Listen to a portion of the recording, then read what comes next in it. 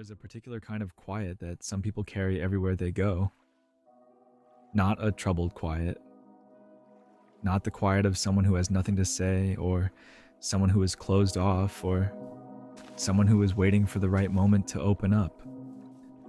Just a natural, easy quietness that has always been there, a preference, almost like a taste, for stillness, for rooms without too many voices, for the company of their own thoughts.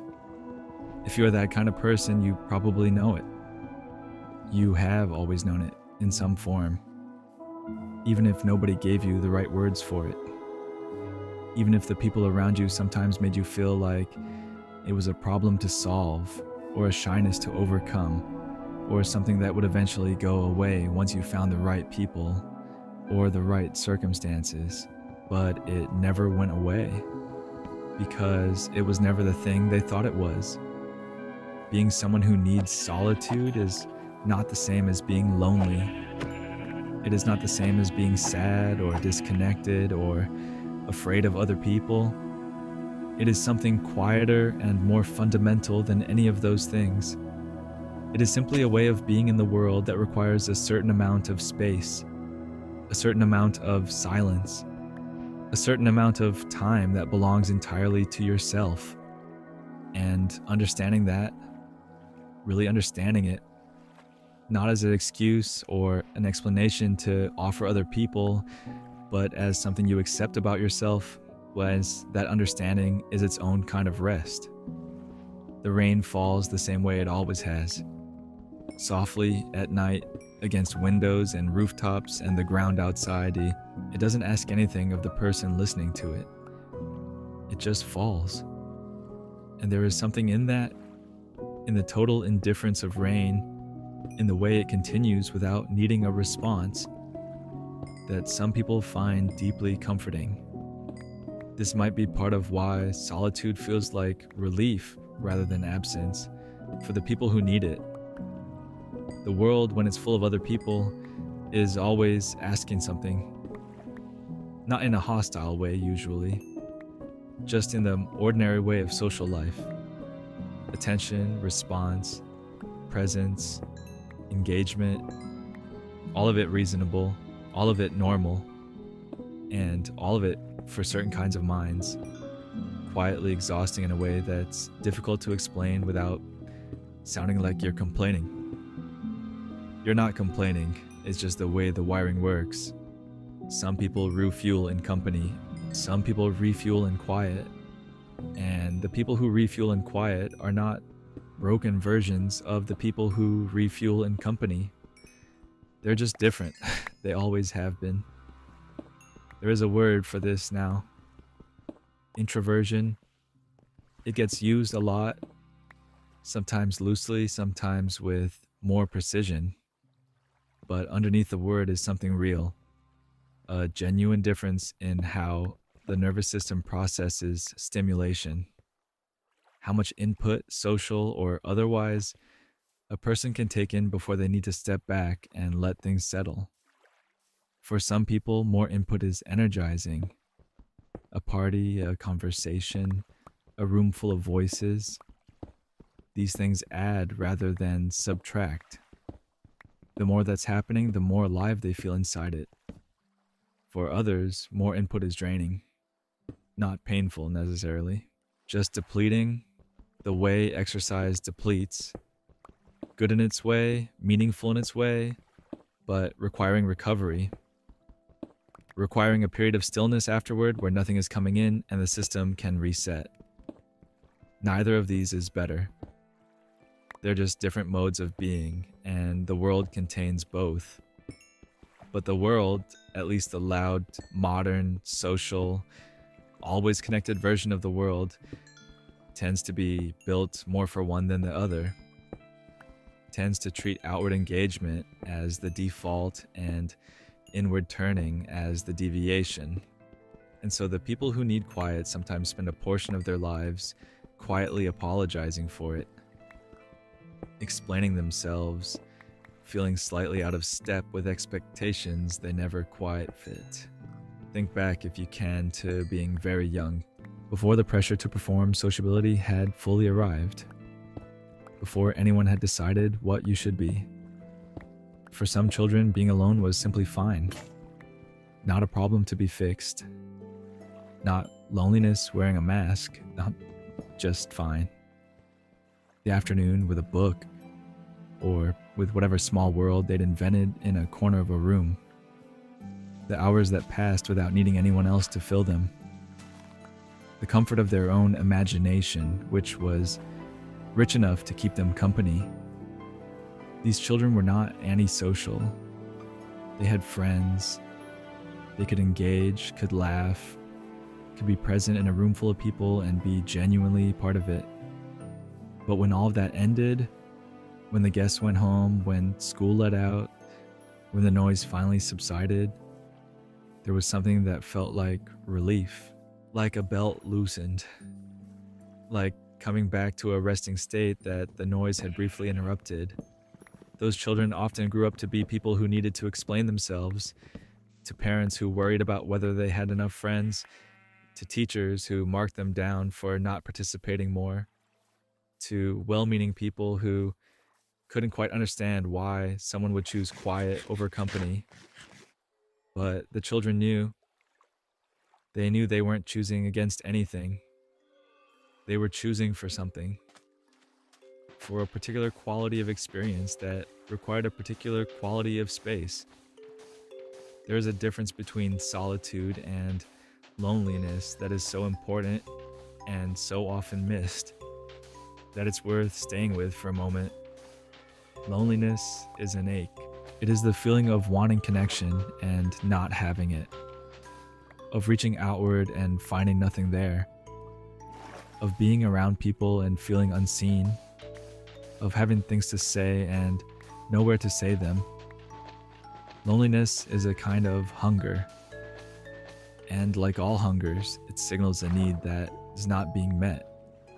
Solitude is something else entirely. Solitude is the experience of being alone without the ache, of having no one else present and finding that this is, for now, exactly right, of the quiet being full rather than empty, of the time being genuinely yours, not time between other things, not time waiting for something to begin, but time that is complete in itself. People who need solitude can also experience loneliness. They are not immune to it, but the two states are not the same state, and confusing them causes a particular kind of quiet suffering. The suffering of being told you must be lonely when you are in fact simply alone and fine. The alone and fine is a real thing. It is not a defense mechanism. It is not the story someone tells themselves to avoid admitting they want more. Sometimes it's precisely what it appears to be. A person in a quiet space who is genuinely content with exactly that. The world has a complicated relationship with silence. It tends to fill it, quickly, reflexively, as if silence were an emergency rather than an option. Conversations have pauses, and the pauses get filled. Empty moments get phones inserted into them. Quiet rooms become rooms with background noise. The instinct to occupy quiet seems almost automatic. And for many people, it is natural, and there is nothing wrong with it. But for people who need solitude, the constant filling can feel slightly breathless, like never quite being able to exhale, like spending the day holding something gently and never finding the moment to set it down. Because for these people, the quiet is not something to be survived or filled. It is something that does work, something that allows the day's accumulation to settle, like sediment in water, until what remains is clearer than it was. The thoughts can be examined. The feelings can be felt all the way through, rather than partway through before the next interruption arrives. The mind can be simply in itself without performing or responding or tracking what's happening around it. This is not nothing. This is, for certain kinds of people, the most important part of the day. There is something that happens to the mind in sustained quiet that doesn't happen any other way. Not during distraction, not during conversation, not even during the kind of comfortable companionship where you're with someone but not talking. It happens specifically in aloneness, in the particular privacy of being the only person in a space. The thoughts get longer. They develop, they have room to go somewhere, to follow their own logic without being interrupted or redirected. Connections form that wouldn't form in the presence of input. Things that seem separate reveal their relationship. The mind moves at its own pace, which is often slower than the pace of interaction, and in that slower movement finds things that speed would have passed over. This is not a mystical experience. It is just what the mind does when it's left alone long enough. And people who need solitude have often learned, even if they can't articulate it, that their best thinking happens here, in the quiet, in the alone, in the hours that nobody else can see. Rain has been falling outside windows for as long as there have been windows, and for much longer before that. People have been listening to it. The particular sound it makes on different surfaces, the rhythm of it varying with the wind, the way it makes the world outside softer and less distinct. Long before anyone had words for what they were feeling while they listened. There is something about rain that makes the indoors feel more interior, more private, more like a place that belongs to you, that the world outside cannot quite reach. The rain creates a border, and for people who love quiet, that border feels like permission. Permission to stay inside, in the warmth, in the stillness. Permission not to go anywhere or do anything that requires leaving this particular pocket of peace. The Japanese have a word for this feeling, the pleasure of being indoors while it rains outside. Komarebi describes something else, the light through leaves. But the rain inside feeling has been noticed enough across enough cultures that it clearly touches something real, something that a lot of people recognize when they feel it, even if they've never been given a word for it. It is the feeling of being sheltered, of the world being contained temporarily to this room and this quiet and this window with the water running down it. For the person who needs solitude, that feeling is not incidental. It is the whole point. Social energy is a real thing, not a metaphor, not an exaggeration, but a genuine resource that gets used up in interaction and that for some people can only be replenished in silence. When the resource is low after a long day of meetings or an evening with people or a stretch of time in which you were always in someone's presence, there is a particular feeling. Not quite tiredness, though there is tiredness in it. More like a specific depletion, a sense of having given something out and needing time before you can give it again. A desire, not hostile, not personal, to simply be somewhere that no one needs anything from you. This desire is often misread. By the people around you, it can look like withdrawal, like you've done something wrong, or like they've done something wrong, or like something is off between you. But nothing is off. Nothing went wrong. It's just the system doing what it does, signaling that it needs the kind of rest that only quiet can provide. And when the rest comes, when you find yourself alone, finally, with the sound of nothing much happening, the relief is immediate and physical. Something in the chest unclenches. The shoulders settle.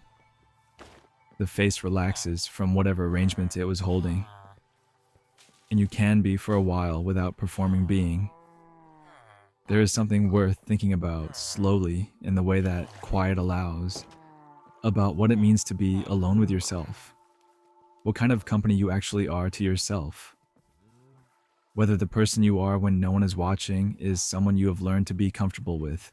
For many people, early solitude is uncomfortable not because of the quiet itself, but because of what surfaces in the quiet. The thoughts that don't get to finish in a busy day start finishing themselves. The feelings that were set aside because there wasn't time come back, patient as rain, and make themselves available for examination. This can feel, at first, like a reason to avoid quiet.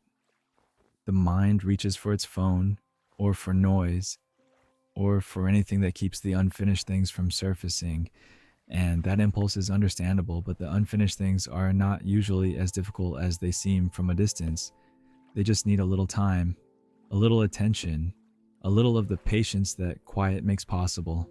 And over time, over the accumulated hours of genuine solitude, of being alone and letting the mind do what it needs to do, something shifts. The quiet becomes genuinely comfortable. The thoughts that surface feel less like interruptions and more like the actual content of a life. The person you are in private starts to feel less like a secret and more like a known thing, a familiar room. And spending time in a familiar room is one of the quieter pleasures available to a person. There are certain activities that are not quite solitary and not quite social. Things you do alone but in some kind of ambient company. Reading in a cafe, walking in a city, playing a game while rain falls outside and something soft plays in the background. These activities occupy a middle territory that some people find especially comfortable. Not the full immersion of genuine solitude, the deep, private, interior kind, but not the effortful engagement of active socializing either. Something between something that has the ease of aloneness with just enough texture to keep the mind gently occupied.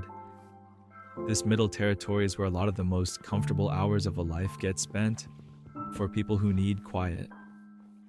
The hours of soft activity, the hours of being somewhere without needing to be fully on, the hours where the world is present but not demanding, where there's something happening but nothing requiring response. These are the hours that later feel like rest, not the dramatic rest of deep sleep, but the quieter rest of having been allowed to exist at your own pace for a while, without agenda, without performance, without the low, constant pressure of social presence. There is something about Minecraft, about any world that operates on simple, patient logic, that creates exactly this kind of middle territory. The world is there. It does its things. Day becomes night, and night becomes day, and the rain falls sometimes, and the trees grow slowly, and the sounds layer gently over each other in a way that doesn't demand attention, but rewards it if you give it. And inside this world, you can do things at your own pace. There is no one watching, no one waiting, no one who needs you to be any particular version of yourself. You can dig or build or simply walk, and none of it is wrong. None of it is failing to live up to some expectation. The world just continues, patient and quiet, doing what it does. For people who need solitude, this quality of a space, even a virtual one, is immediately recognizable. It is the quality of a room that doesn't ask, of a morning with nothing scheduled, of an afternoon that belongs entirely to no one but you. And there is something comforting, even now, even late at night, in being inside something that's small and that predictable. Something that follows its own simple rules without requiring you to follow along. Something that simply is, while you simply are, and neither of you is asking anything of the other. The people in your life who love you and don't quite understand the solitude, they are worth thinking about with gentleness too. Their worry, when it exists, usually comes from a real place, a place of caring. A worry that you might be suffering in a way you're not showing. that the quiet is a symptom rather than a preference. And sometimes it's worth offering them a small window, not an explanation that defends or justifies, that tends to land wrong, as if you're arguing, but just a moment of showing them what the quiet actually looks like for you. That it's not sad, that it's not resigned, that it's the face of someone who is genuinely okay, more than okay, comfortable, at home, because the face of genuine contentment in solitude can look, from the outside, like something that needs fixing. The stillness can read as flatness. The turned inward attention can read as absence. But it isn't any of those things. It's a person in a state that fits them. A person in a room that is the right size. And showing that gently when there's space to show it. That can be a kind of gift. Not an argument, just evidence. The world has a bias toward noise, toward output, visibility, engagement, connection. And these are not bad things. They are, for many people and in many contexts, genuinely good things. The bias didn't come from nowhere, but it creates a specific kind of friction for people who are wired differently. A friction that shows up in small ways across a lifetime. The party you left early, the meeting that felt twice as long as it was, the extended family gathering that required a full day of recovery, the colleague who couldn't understand why you wanted to eat lunch alone, the question asked with real curiosity and not always with real understanding of whether you were okay. You were okay. You are okay. The friction doesn't mean something is wrong. It means you are in a world built slightly too loud for your particular nervous system, and you have learned, or are still learning, to navigate that without losing the thread of who you actually are. This is not a small thing. Staying true to a quieter nature in a loud world takes a kind of quiet courage. Not dramatic courage, nothing heroic. Just the everyday courage of knowing what you need and finding ways to make sure you get it, even when the world doesn't always make room for it easily. There is a quality of attention that develops in people who spend a lot of time alone. A particular kind of noticing, not the scanning attention of someone moving through a social situation, tracking expressions and conversation and what comes next. A slower, more patient attention, the kind that notices things at the edges, the small things, the details that group situations move too quickly to catch. This attention is one of the gifts of a life that includes a lot of solitude. The world becomes richer in it, more textured. The rain on the window has more detail than it did. The feeling of a particular hour, late morning or late afternoon, or this specific hour of night, has qualities that reveal themselves only to the person who has time to notice them. Introverted people often make very good observers, not because they are more intelligent, but because they have practiced this slower, deeper attention. Because they have spent enough time in quiet to know what quiet actually contains, which is not emptiness, not absence, but a kind of fullness that is different from the fullness of noise. A filled room and a quiet room contain different things. Both are full, just of different things.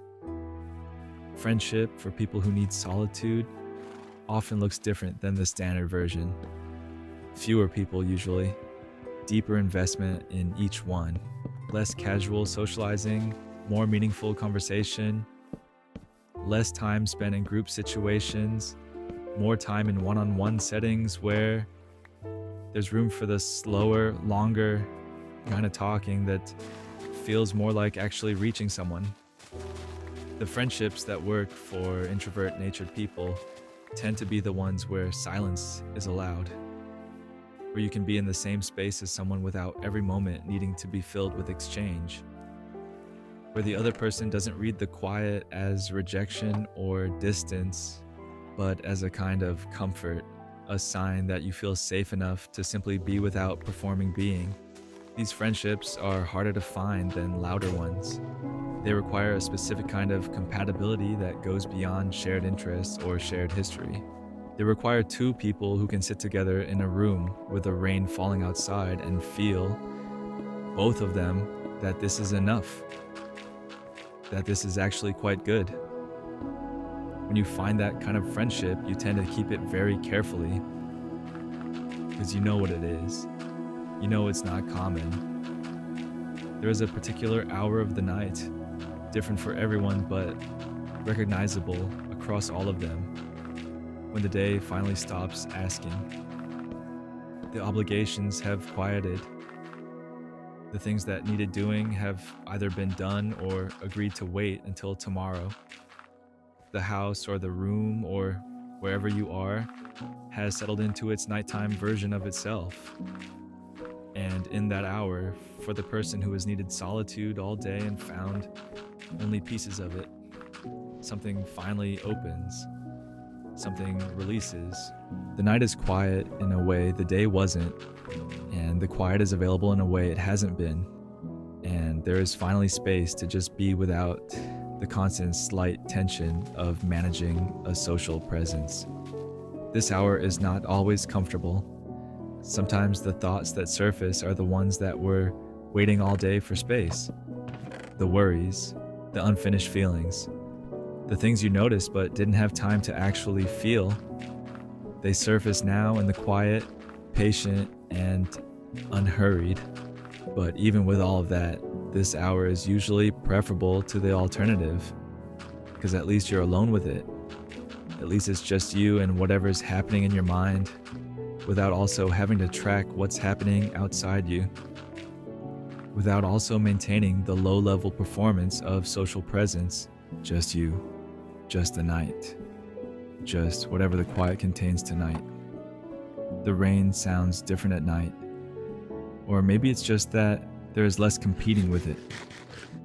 In the day, rain is one sound among many. At night, it fills more of the available space. It becomes almost musical, not in a composed way, but in the way that repetitive natural sounds can feel musical, the way they have a rhythm without trying to.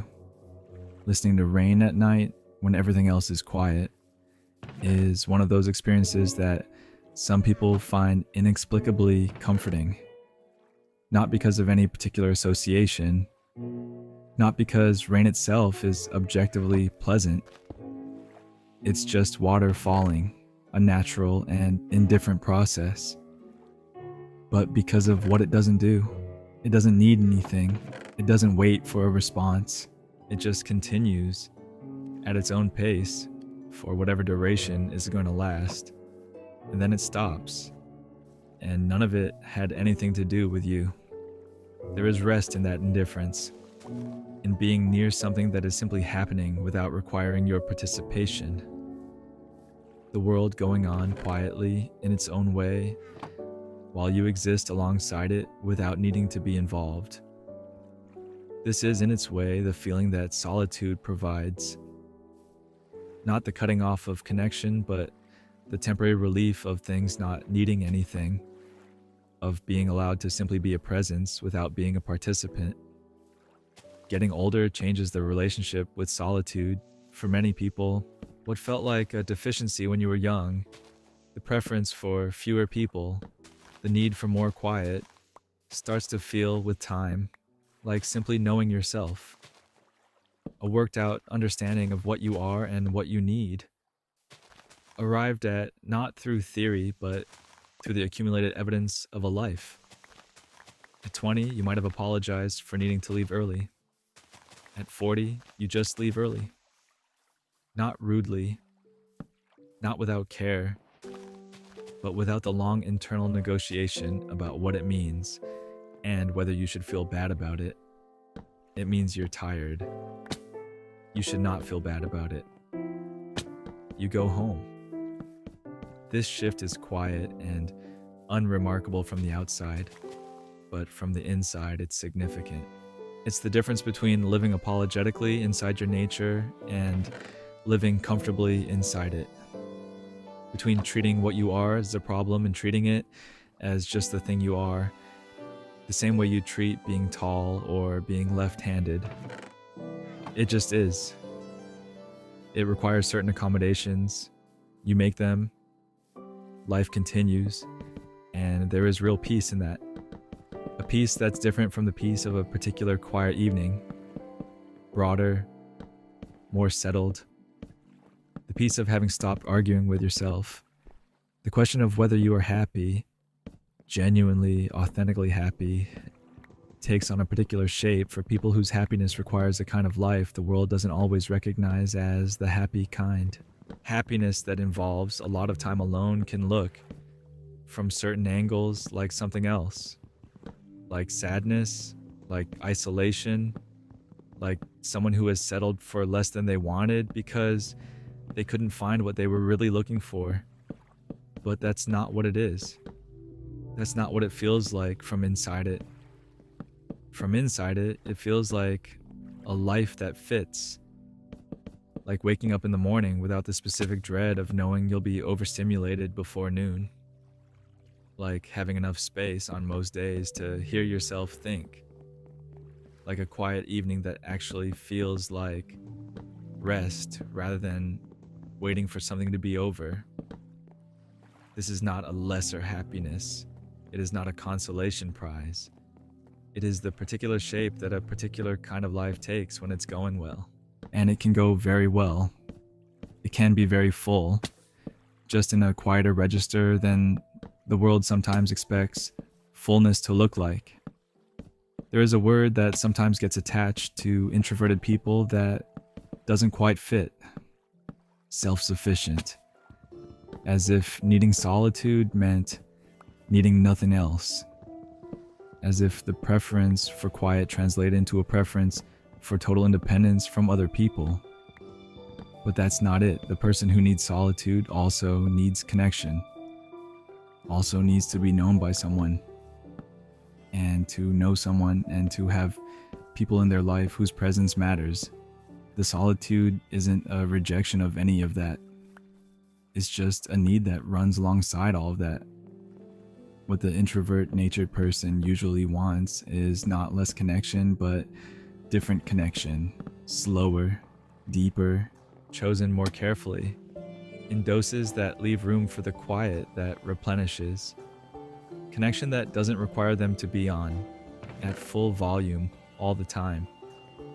Connection that can coexist with silence. And that kind of connection, when it's found, when it's built over time with the right people, is not sparse. It's not a substitute for fuller life.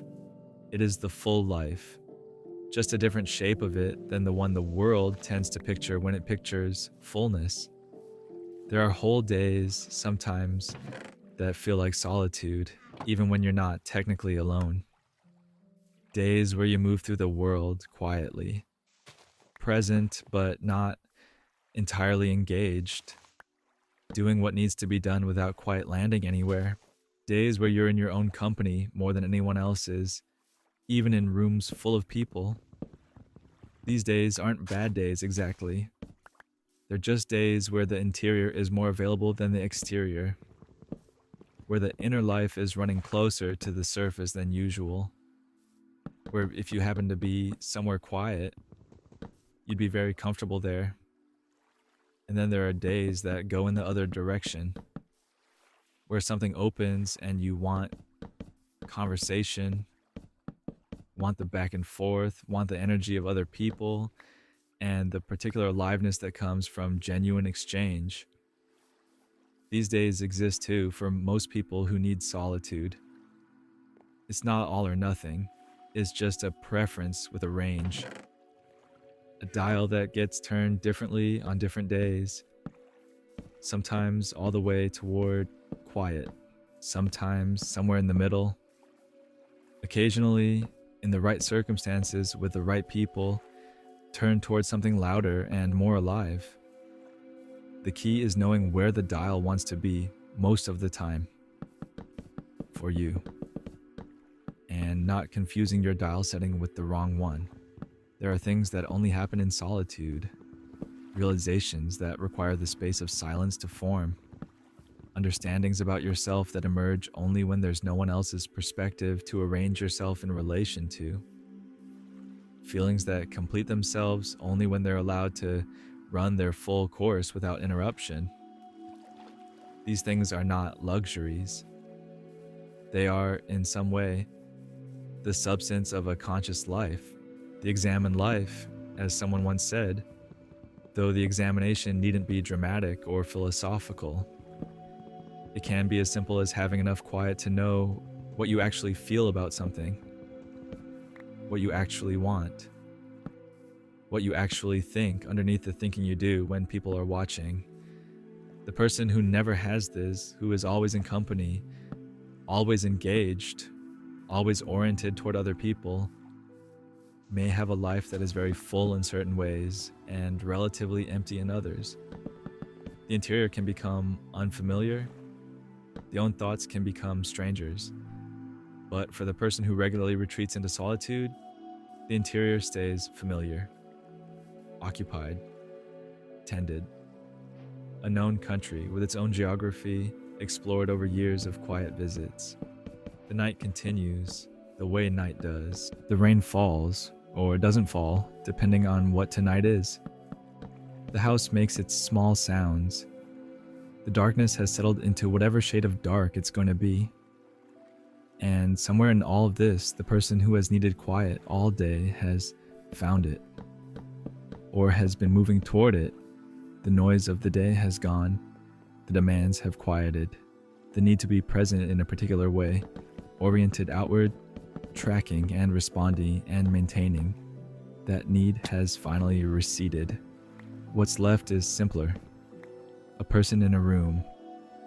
The sound of whatever is playing softly somewhere. The particular weight of late night, which is different from the weight of any other time. A mind that is still moving, but more slowly, more gently, following thoughts that don't need to go anywhere. This is its own kind of arrival. Not at a destination, there's no destination in particular, just at a state. At the state of being temporarily in exactly the right kind of place. The place that happens to be enough. Being alone is not a failure of connection. This is something worth holding gently as the night gets later and the mind gets slower. Being alone is not evidence of something wrong with you, or with your life, or with the way things have gone. It is not a gap in the story. It is not the absence of something that should be there. For some people, at some times, being alone is the thing itself. The actual thing, not the waiting for something better. The room that is the right size. The quiet that is not empty but full. Full of the particular things that quiet contains. And if you are someone for whom this is true, you probably know it. You've known it for a long time in some form, even if you sometimes forgot it when the world was insisting otherwise. Even if you sometimes tried on the louder version of a life to see if it might fit better than expected. It didn't fit better, or it fit fine for a while, and then the seam showed, and you came back, as you always come back, to the version of things that actually suits you. The water sounds different when you're almost asleep. The rain on the window, the soft ambient sounds, the quiet underneath all of it. They take on a quality that's harder to describe. They become more like texture than sound, more like a feeling than an experience. The boundary between listening and not listening softens. This is a particular kind of peace, not earned, not constructed, not the result of having figured anything out. Just the natural settling of a mind that has had enough input for today and is ready finally to let it all go horizontal. The thoughts are still moving.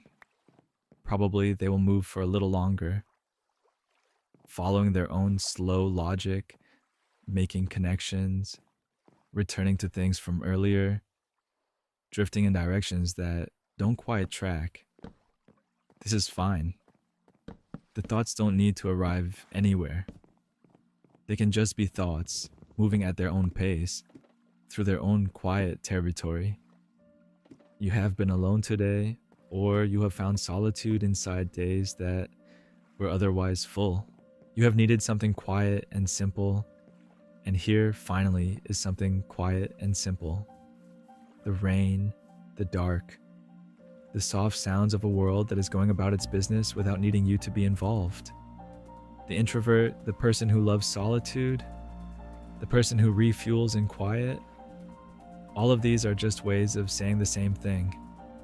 A person whose best self emerges in space, whose richest thinking happens in silence, whose most genuine rest comes from being, for a while, entirely in their own company. This is not a small thing to be. It is not a lesser kind of person. The people who have shaped the world most quietly, the thinkers, the writers, the observers, the ones who spent enough time alone to actually see things. Many of them were people like this, people who needed the solitude in order to do what they did, who were most themselves in the particular freedom of having no one watching. And you don't have to shape anything beyond your own life. The solitude doesn't need a justification or a product. It is not a means to some end.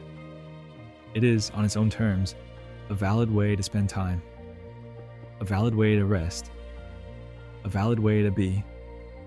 Tomorrow will be what tomorrow is, with its noise and its demands and its people and its requirements. All of that will still be there, and you will move through it, as you always have, as you always will. But that's tomorrow. And tomorrow is not now. Now is this.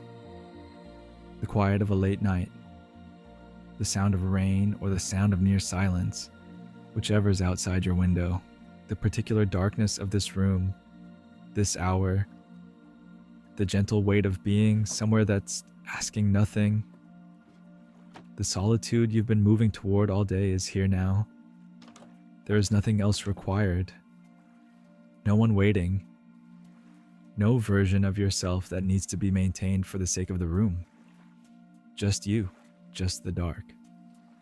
Just the sound of water falling somewhere outside, patient and indifferent and ongoing. The way you like it. The way you've always, in some quiet corner of yourself, liked it. Still here, still yours, still enough. There is a specific pleasure in doing small things alone. Things that don't require any particular skill or attention. Washing a cup. Folding something. Arranging things on a shelf in a way that pleases you, for no reason except that it pleases you.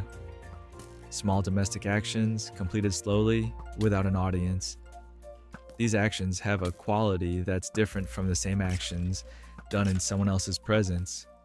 Not better or worse, exactly. Just different. More interior. More like existing for your own benefit only, without the ambient awareness of how you appear from outside yourself. In solitude, you stop being observed, including by your own observing self, the part that monitors how things look from outside. That part relaxes when no one is there. And in the relaxing of it, the activity becomes purely itself. Not a performance of washing a cup. Just washing a cup.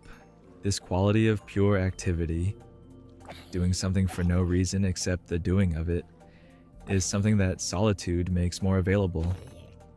And people who spend a lot of time alone often come to value it, to seek out activities that have it, to construct their solitary hours around it.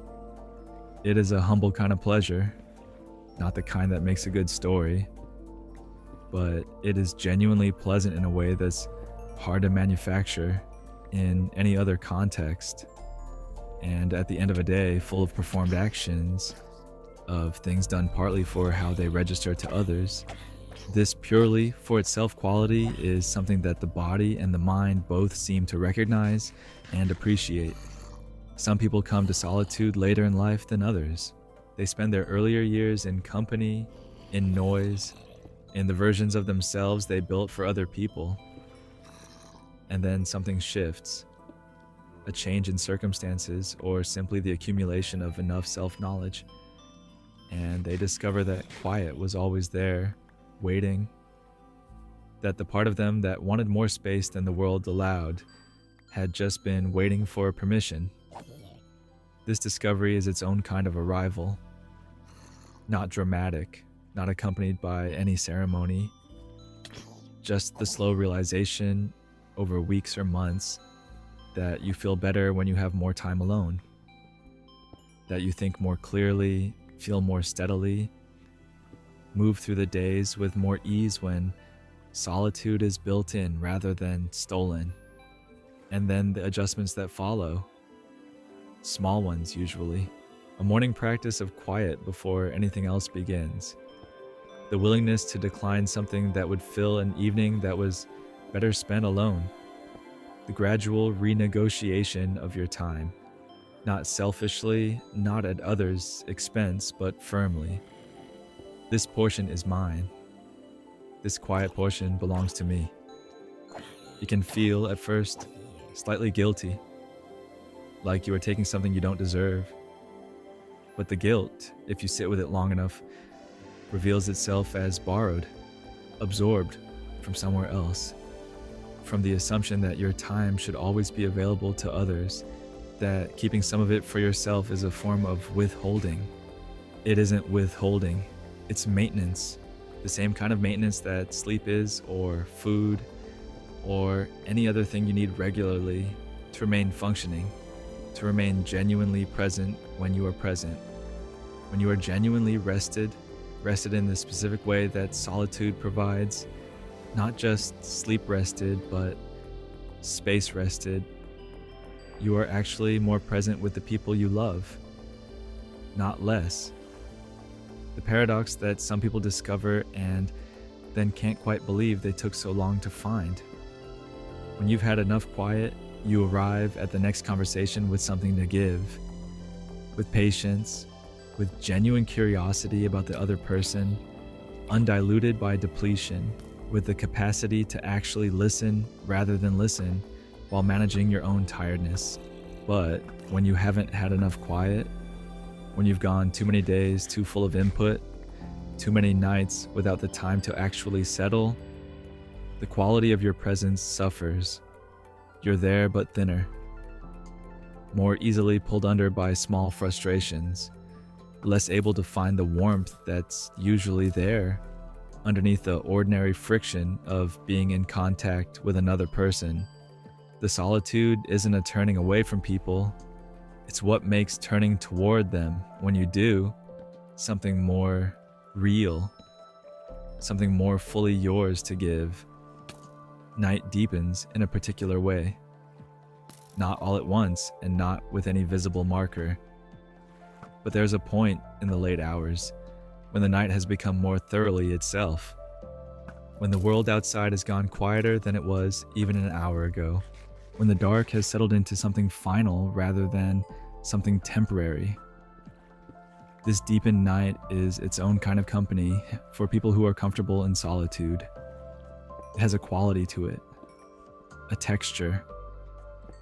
The way sounds carry differently, the way the air in a room feels different when the world outside it is genuinely asleep. To be awake in the deep night, not anxiously, not with insomnia, but with the natural wakefulness of someone who is resting without quite sleeping, is to have the world mostly to yourself. The version of the world that is quiet and slow and not asking anything. The version that exists between one day and the next, not quite belonging to either. People who need solitude often find themselves awake in this territory, not because they couldn't sleep, but because the deep night offers a quality of quiet that's hard to find at any other hour. The whole weight of the day is gone. The obligations of tomorrow are still in the future. And right now, for a little while, there is just this. The sounds that accompany this kind of night are their own world. Rain when it falls. The particular silence between rain and rain. The sounds a house makes when it believes everyone is asleep. The small settling sounds. The system cycling. The almost silence that has no texture when you listen carefully. And underneath all of it, something that can only be called quiet, in the absence of a better word. Not silence, because silence is total and this is not total, but a kind of reduced world, a world that has been turned down to a level that allows a different kind of listening. What you're listening to in the deep night is often yourself, not in an anxious way, not with the critical inner voice that sometimes shows up in quiet and starts cataloging what's wrong, but in the gentler way, the way of a mind that has run out of urgent content and has begun to move more freely through less urgent things, through half-formed observations and comfortable memories and the pleasant nowhere of a mind at rest. This is a territory just before sleep. Some people pass through it quickly, others linger, knowingly or unknowingly, because it is one of the more comfortable places in a day. The person you are, alone, late at night, in the quiet, this person is not a lesser version of your daytime self. Not the private version, as if private meant diminished. This is a complete version, a rested version, a version that isn't performing anything for anyone. This version knows things the daytime version sometimes forgets, knows what actually matters to you, and what merely feels like it matters because of the pressure around it. Knows what kind of day felt good and what kind felt off, and can usually say why if given the quiet to think about it. Knows the difference between what you want and what you were supposed to want, which can be very different things and which the noise of the day tends to blur together. The quiet version of you is not more real than the social version. Both are real. Both are yours. But the quiet version is the one that has access to the slower, deeper layer where the actual preferences live. And visiting that layer regularly, through solitude, through the quiet hours, through the willingness to be alone with yourself without immediately reaching for distraction, keeps that layer accessible, keeps it from going too far underground. There is a specific kind of tiredness that comes from being around people, even people you love, for too long without a break. It doesn't have a precise name. Fatigue isn't quite right. It's not physical exactly. Overstimulation is closer but sounds clinical. Depleted is better, spent. It's the feeling of having given your attention outward continuously for longer than your reserves comfortably allow. Of having tracked and responded and engaged until the engagement starts to feel thin. The smile that comes a half second slower. The thought that takes longer to form than it normally would. The desire to agree with whatever is being said just so the conversation can end. None of this is a problem with the people involved. None of it means you like them less than you did. It just means the resource is low. And the resource replenishes in one way, primarily quiet, aloneness, the particular rest that only the absence of social input provides. This is different from sleep, though sleep matters too. You can sleep and wake up and still feel depleted if the days are dense enough. The depletion is not in the body, or not only in the body. It's in something harder to locate. Something like the capacity for presence. And that capacity refills in quiet, in space, in hours that have no one else in them. Learning to ask for this, to say, gently but clearly, that you need some time to yourself, is one of the more important skills available to someone built this way. Not the easiest skill to develop, especially if the people around you don't share this particular need. but important. Because without it, you end up stealing quiet rather than claiming it, taking it in the margins, in the gaps, in the moments when no one happens to be looking for you. And stolen quiet, while better than no quiet, has a slightly hunted quality to it, a waiting for it to end, a guilt that sits on the edge of it. Claimed quiet is different. Quiet that has been named, that has been given space in the calendar and the day and the understanding of the people around you.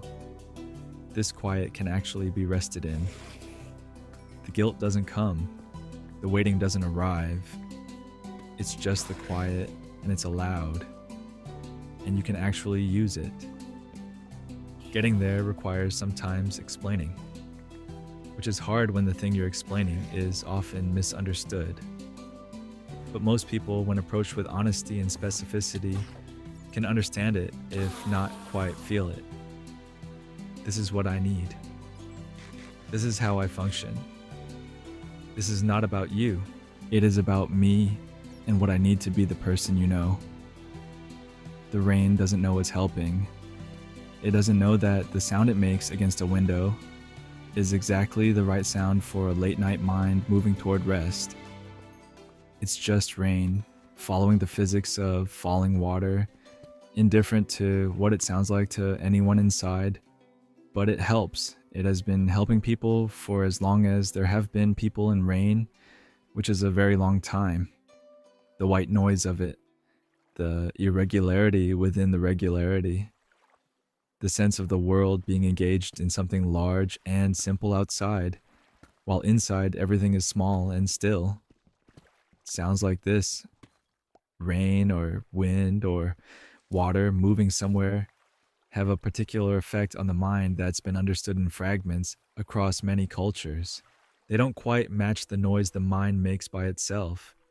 They give the attention something neutral to rest on, something that doesn't mean anything, doesn't require interpretation, doesn't lead anywhere, just sensation, just the world being present without being significant.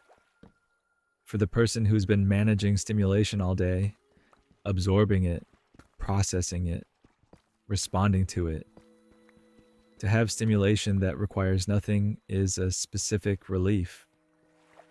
The rain asks nothing. You don't have to understand it or react to it or incorporate it into anything. You can simply hear it. Morning will come with its particular quality of beginning. The light will be different. The world will reassemble itself into demands and schedules and the specific texture of another day. All of that will arrive, but not yet. Not for a while. There's still this quiet space between the day that ended and the day that hasn't started. This in-between territory where neither day has any claim on you. The solitude of this hour is its own complete thing. Not a preparation for anything. Not a recovery from anything exactly, or not only that. Just a portion of life that has its own value, its own quality of existing. You've been here before, in this territory. The deep, quiet night. The mind slowly releasing its grip on the day's content. The sounds that surround without demanding. You know this place. It's one of yours. And the knowing of it, the returning to it night after night, the accumulated familiarity of these hours, that's its own kind of companionship, the companionship of your own life, recognized from inside. The rain continues or pauses or has stopped already. The quiet is here regardless, has been here, will be here. Just this, just the dark and the quiet and the sound of almost nothing. Just you.